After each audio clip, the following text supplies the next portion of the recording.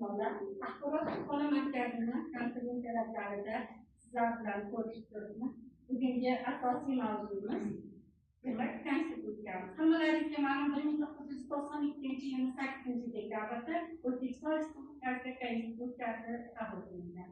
Mana hakkam 9 yildagi 8 dekabrda biz qomusimiz bayrami sifatida keng nishonlanib kelyapti.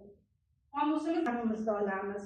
Buning uchun sizlarni har qanday mehnatlaringni qadriga yetsak arziydi. Dastlab hamma uchun eshiklari ochiq. Bizda axborot kutubxona markazimizda mana bu O'zbekiston Respublikasi Konstitutsiya kitobiga qaratmoqchimiz. Demak, qonunlar mamlakatimizda hamma uchun barobar. Shunga ekan, bizda hech qanday fuqarolarimiz bundan mustasno emas. Mana bu ko'z ojizlarimiz uchun maxsus brail yozuvda chop etilgan konstitutsiyamizda huquqlariga oid normativ huquqiy hujjatlar to'plami.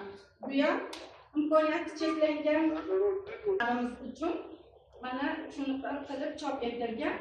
Ular mana shuni o'qib o'z huquqlariga to'g'risida ma'lumotlarga ega bo'lishlari mumkin.